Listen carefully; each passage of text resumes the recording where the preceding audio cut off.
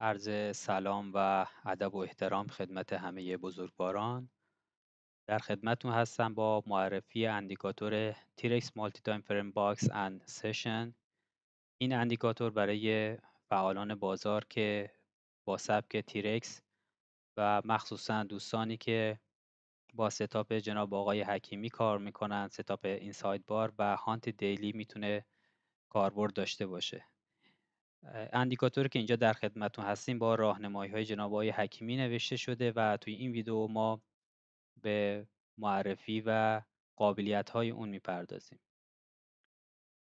خب ابتدا اندیکاتور رو به چارت اضافه میکنیم. توی قسمت توضیحات کانال جناب آقای حکیمی هستش و آیدی بنده که اگر باگی مشاهده شد و یا پیشنهاد انتقادی داشتن در خدمتتون هستم. یه نکته خیلی مهم که وجود داره، این اندیکاتور کاملا رایگان عرضه شده. خب ابتدا اندیکاتور رو به چارت اضاف میکنیم. میبینید که یه سری باکس هایی رو اینجا برای ما ترسیم میکنه.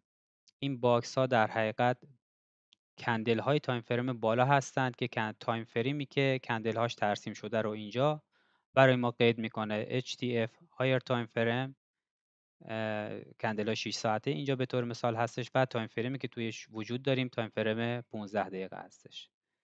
به قابلیت‌های خود اندیکاتور میپردازیم. توی قسمت ورودی ما 4 گوشه چارت رو برای نمایش انتخاب کردیم و به صورت پیکسلی هم میشه پوزیشن این پنل رو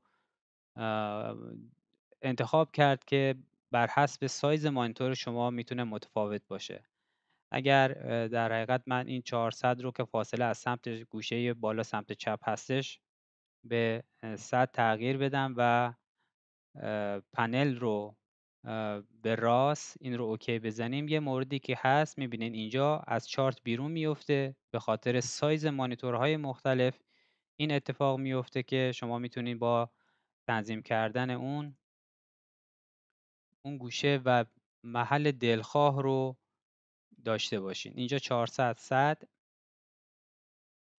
میبینید که اندیکاتور به محل مورد نمایش و اون پیکسلی که دادیم، مختصاتی که دادیم برمیگرده. خب من برمیگردونم به حالت دیفالتش و به بقیه قابلیتاش میپردازیم. اینجا که عرض کردم خدمتون ایکس پوزیشن فاصله پیکسلی از سمت گوشه ای هست که انتخاب میکنیم. پنل اند باتن سایز ما 4 تا حالت رو برای این در حقیقت پنل در نظر گرفتیم که از دوستانی که از سرفس استفاده میکنن یا تبلت های ویندوزی از لارج و به ترتیب 4 تا سایز مختلف رو پوشش میده. در قسمت بعد در حقیقت تایم فریم های اضافه ای رو که ما میتونیم به صورت باکس داشته باشیم برای HTF که به صورت دیفالت فالس هستش وجود داره که ما اگر این رو حالت ترو بذاریم و روی اون کلیک کنیم میبینید که از 5 دقیقه تا 12 دقیقه به اون اضافه میشه و اگر این رو خاموش بکنیم این قسمت رو برای ما هاید میکنه. حالا اگر کاربرد داشت که اضافه میکنین، اگر نه هم که میتونین اون رو مخفی بکنین. خود باکس ها هم اینجا این باکس هایی که تایم فریم بالاتر هستش. به طور مثال توجه بفرمایید الان ما توی تایم فریم 15 دقیقه هستیم و کندل های 6 ساعته رو به ما نشون میده. با کلیک بر روی هر کدوم از این باتم ها کندل مادر ما تغییر میکنه، از دیلی گرفته H12 و هر تایم فریمی که مورد نیاز شما باشه. باز برمیگردیم به قسمت تنظیمات اندیکاتور. کلیه رنگ ها و تکست ها رو میشه اینجا تغییر داد بنا به سلیقه افراد مختلف که میتونین اینجا دونه دونه خود رنگ نوشته ها رو و رنگ باکس ها رو تغییر بدین. موضوع مهم دیگه ای هم که وجود داره توی اندیکاتور، ما سعی کردیم که کندل های تایم فریم بالا و سشن ها رو همزمان داشته باشیم.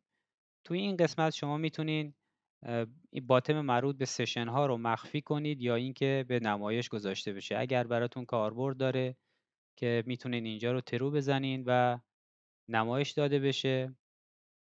حالا من برمیگردونم به حالت ترو و مشاهده میکنید که اگر روی لندن کلیک بکنید باکس های لندن رو، سشن لندن رو برای شما ترسیم میکنه و همینطور توکیو و میشه همزمان هر 4 تا سشن رو همزمان داشت.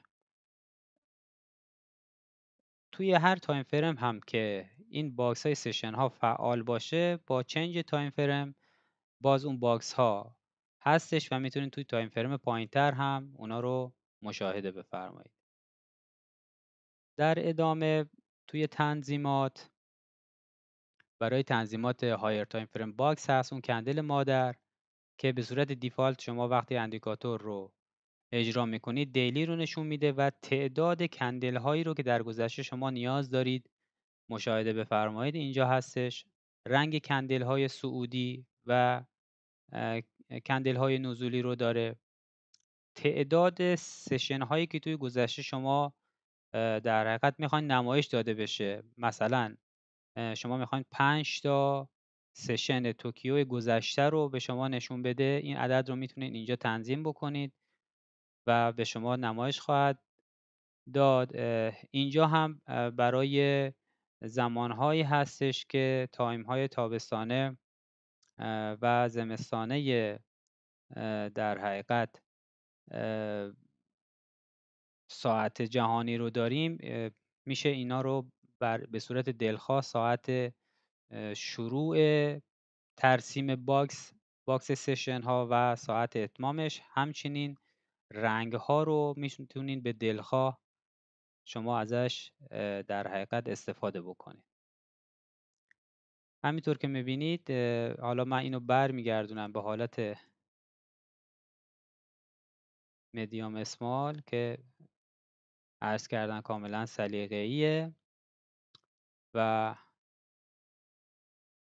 انشالله که برای همه دوستان مفید واقع بشه و بتونن ازش استفاده بکنن.